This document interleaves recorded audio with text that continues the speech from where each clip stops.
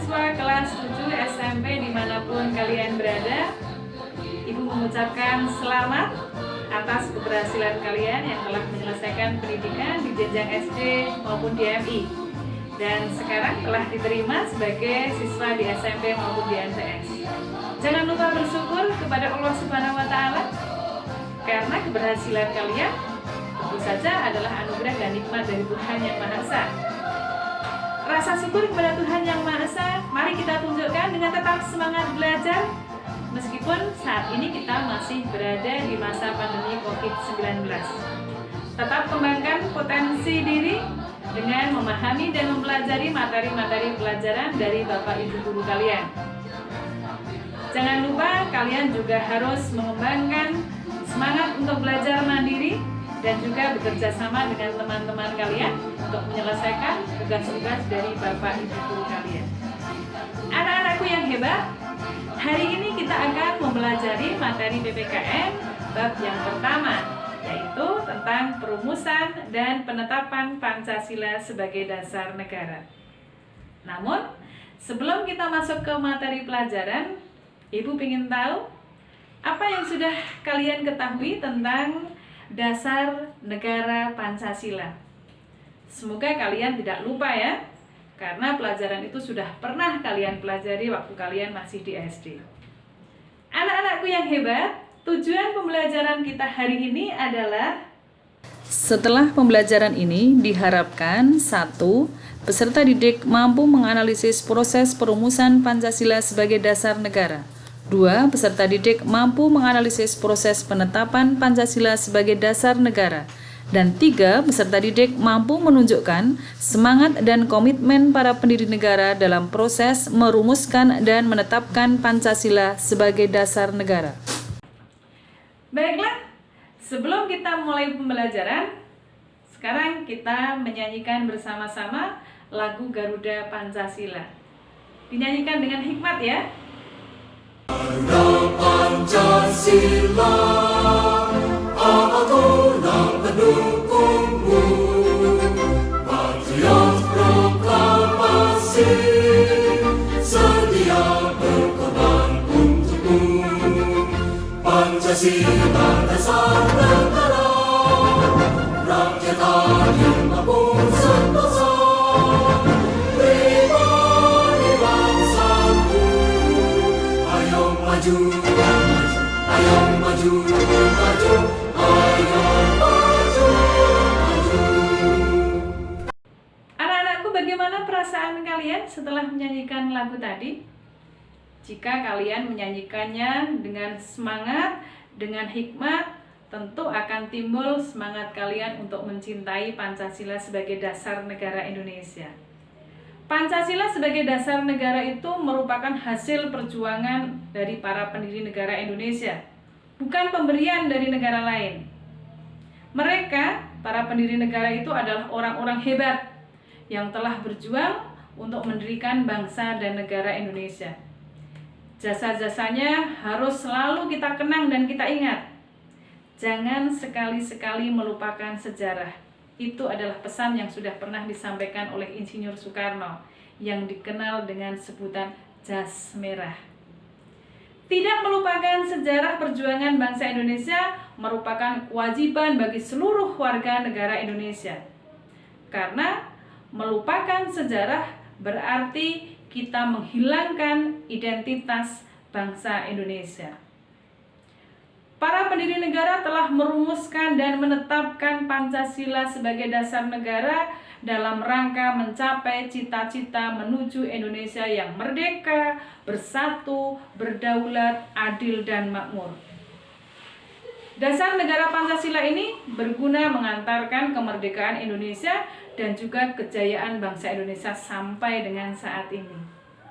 Nah, sekarang bagaimana sejarah perumusan dan penetapan Pancasila sebagai dasar negara Indonesia? Yuk, kita simak video pembelajaran berikut ini. Bangsa Indonesia mengalami sejarah yang panjang dalam melawan penjajah. Kita pernah mengalami penderitaan ketika dijajah oleh bangsa Belanda.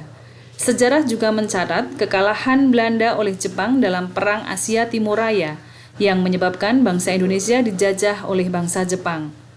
Bentuk penjajahan bangsa Jepang antara lain pelaksanaan kerja paksa, pengambilan paksa, dan perbudakan paksa yang dilakukan oleh bangsa Jepang terhadap bangsa Indonesia. Jepang mulai menguasai wilayah Indonesia setelah Belanda menyerah di Kalijati, Subang, Jawa Barat pada tanggal 8 Maret tahun 1942. Kedatangan bangsa Jepang semula disangka baik oleh bangsa Indonesia. Banyak semboyan yang dikumandangkan oleh bangsa Jepang seperti Jepang Pelindung Asia, Jepang Pemimpin Asia, dan Jepang Cahaya Asia untuk menarik simpati bangsa Indonesia. Namun, kenyataan sejarah menunjukkan bahwa Jepang tidak berbeda dengan bangsa Belanda, yaitu meneruskan penjajahan atas bangsa Indonesia. Kemenangan Jepang di Asia tidak bertahan lama. Pihak sekutu, yaitu Inggris, Amerika Serikat, dan Belanda, melakukan serangan balasan. Satu persatu daerah yang dikuasai Jepang kembali ke tangan sekutu. Melihat hal itu, pada peringatan pembangunan Jawa Baru tanggal 1 Maret 1945, Jepang mengumumkan pembentukan Dokuritsu Chunbi Chosakai atau dikenal dengan istilah BPUPKI, Badan Penyelidik Usaha-Usaha Persiapan Kemerdekaan Indonesia, dengan tujuan untuk menyelidiki usaha-usaha persiapan kemerdekaan Indonesia. Janji Jepang membentuk BPUPKI direalisasikan pada tanggal 29 April 1945 bersamaan dengan hari ulang tahun Kaisar Hirohito. Secara resmi, BPUPKI dilantik oleh Jepang dengan anggota berjumlah 62 orang yang terdiri atas tokoh-tokoh bangsa Indonesia dan 7 diantaranya adalah anggota perwakilan dari Jepang. Ketua BPUPKI adalah Dr. KRT Rajiman Widyodiningrat dengan 2 wakil ketua yaitu Ichi Bangase Yushio dari Jepang dan Raden Panji Suroso dari Indonesia. BPUPKI mengadakan sidang sebanyak 2 kali secara resmi dan 1 kali sidang tidak resmi. Sidang resmi yang pertama dilaksanakan pada tanggal 29 Mei sampai dengan tanggal 1 Juni 1945 yang berlangsung di Gedung Chuo Sangiin, Jalan Pejambon nomor 6, Jakarta Pusat, yang sekarang diberi nama menjadi Gedung Pancasila. Dalam sidang pertama, para anggota BPUPKI merumuskan calon dasar negara untuk Indonesia Merdeka. Ketua BPUPKI Dr. KRT Rajiman Widyodiningrat pada pidato awal sidang pertama menyatakan bahwa untuk mendirikan Indonesia Merdeka diperlukan suatu dasar negara. Untuk menjawab permintaan Ketua BPUPKI, maka beberapa tokoh pendiri negara mengusulkan rumusan dasar negara. Rumusan yang diusulkan memiliki perbedaan satu dengan yang lain. Namun, rumusan-rumusan tersebut memiliki persamaan dari segi materi dan semangat yang menjiwainya. Usulan mengenai dasar Indonesia Merdeka dalam sidang pertama secara berurutan dikemukakan oleh Muhammad Yamin, kemudian Mr. Supomo, dan Insinyur Soekarno. Pada sidang BPUPKI tanggal 29 Mei 1945, Mr. Muhammad Yamin mengusulkan rancangan dasar negara Indonesia secara lisan sebagai berikut. Sila pertama, peri kebangsaan. Sila kedua, peri kemanusiaan. Sila ketiga, peri ketuhanan. Sila keempat, peri kerakyatan. Dan sila kelima, kesejahteraan sosial. Setelah selesai berpidato, Muhammad Yamin menyampaikan konsep mengenai dasar negara Indonesia Merdeka secara tertulis, yang berisi 1. Ketuhanan yang Maha Esa, 2. Kebangsaan Persatuan Indonesia, 3. Rasa kemanusiaan yang adil dan beradab, 4. Kerakyatan yang dipimpin oleh hikmat kebijaksanaan dalam permusyawaratan perwakilan, dan 5. Keadilan sosial bagi seluruh rakyat Indonesia. Selanjutnya, pada tanggal 31 Mei 1945, Mr. Supomo menyampaikan pidatonya tentang dasar negara yang terdiri dari 1.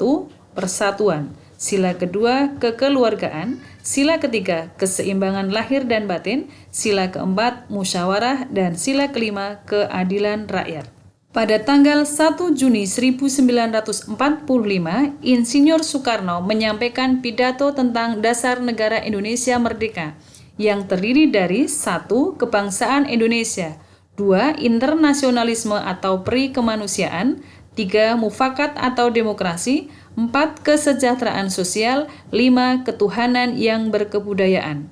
Kelima sila ini kemudian diperas menjadi 3 sila yang dinamakan dengan Trisila, yaitu 1. Sosionasionalisme, 2. Sosiodemokrasi, dan 3. Ketuhanan.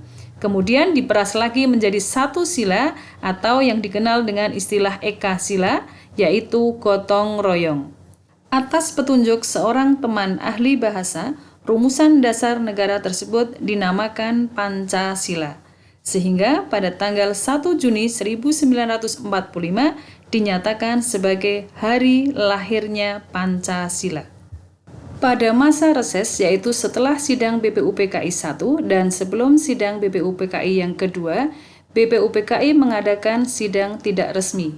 Dalam sidang tidak resmi yang dihadiri oleh 38 orang anggota BPUPKI ini, BPUPKI kemudian membentuk panitia kecil untuk mengumpulkan dan memeriksa usul-usul yang menyangkut beberapa masalah tentang Indonesia merdeka.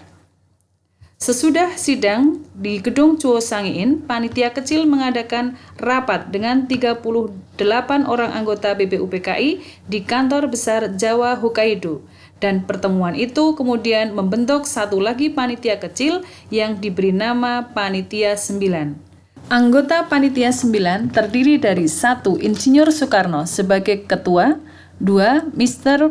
Profesor Muhammad Yamin, 3. Dr. Andes Muhammad Hatta, 4. Mr. A.A. Maramis, 5. Raden Abikusno Cokrosuyoso, 6. Abdul Kahar Muzakir, 7. Haji Agus Salim, 8. Kiai Haji Wahid Hasim, dan 9 adalah Mr. Ahmad Subarjo. Panitia 9 mengadakan rapat di rumah kediaman Insinyur Soekarno, Jalan Pegangsaan Timur nomor 56 Jakarta, pada tanggal 22 Juni 1945. Dan dalam rapat ini, Panitia 9 telah mencapai satu persetujuan atau kesepakatan tentang rancangan pembukaan hukum dasar atau rancangan Undang-Undang Dasar Negara yang disebut dengan Piagam Jakarta atau Jakarta Charter. Dalam Piagam Jakarta terdapat rumusan Pancasila dengan sila pertama berbunyi ketuhanan dengan kewajiban menjalankan syariat Islam bagi pemeluk-pemeluknya. Sila kedua, kemanusiaan yang adil dan beradab. Ketiga, persatuan Indonesia. Keempat, kerakyatan yang dipimpin oleh hikmat kebijaksanaan dalam permusyawaratan perwakilan. Dan sila kelima, keadilan sosial bagi seluruh rakyat Indonesia. Kemudian, sidang resmi BPUPKI yang kedua dilaksanakan pada tanggal 10 sampai dengan 16 Juli 1945 yang membahas tentang rumusan hukum dasar atau rancangan Undang-Undang Dasar Negara Indonesia. Kekalahan Jepang dalam Perang Dunia Kedua membuka kesempatan bagi bangsa Indonesia untuk mempersiapkan kemerdekaan atas dasar prakarsa sendiri. Lalu, bagaimana dampaknya terhadap keberadaan BPUPKI? Setelah menyelesaikan tugas, BPUPKI kemudian dibubarkan, dan sebagai gantinya pada tanggal 7 Agustus 1945, Jepang mengumumkan pembentukan Panitia Persiapan Kemerdekaan Indonesia atau yang disingkat PPKI dan dalam bahasa Jepang dikenal dengan istilah Dokuritsu Chunbi Inkai. Sebagai ketua PPKI adalah Insinyur Soekarno dan wakil ketua Dr. Andes Muhammad Hatta. Sedangkan PPKI memiliki 21 orang anggota. Setelah Jepang menyerah kepada pihak sekutu pada tanggal 14 Agustus 1945, kesempatan tersebut digunakan sebaik-baiknya oleh para pejuang untuk segera menyatakan kemerdekaan bangsa Indonesia pada tanggal 17 Agustus 1945. Dan keesokan harinya pada tanggal 18 Agustus 1945, PPKI mengadakan sidang yang pertama dan menghasilkan keputusan sebagai berikut. 1. Menetapkan Undang-Undang Dasar 1945. 2. Memilih Presiden dan Wakil Presiden yaitu Insinyur Soekarno dan Muhammad Hatta. 3. Membentuk Komite Nasional Indonesia Pusat untuk membantu pekerjaan Presiden.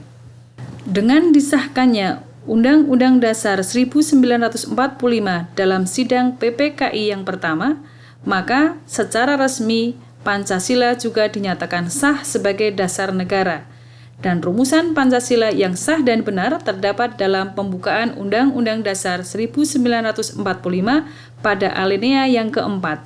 Dengan dirumuskannya Pancasila dalam pembukaan UUD 45, maka Pancasila sebagai dasar negara kesatuan Republik Indonesia sudah dinyatakan final dan menjadi kesepakatan secara nasional yang diterima secara luas oleh seluruh rakyat Indonesia dan digali dari khasanah budaya asli bangsa Indonesia.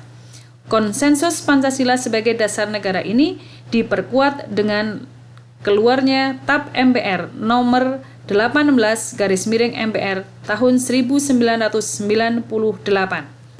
Dengan demikian, hakikat Pancasila sejatinya tidak hanya sebagai dasar negara Indonesia merdeka, tetapi Pancasila juga lahir sebagai ideologi negara, pandangan hidup bangsa Indonesia, jiwa dan kepribadian bangsa, hasil perjanjian luhur bangsa Indonesia, dan alat pemersatu bagi bangsa Indonesia.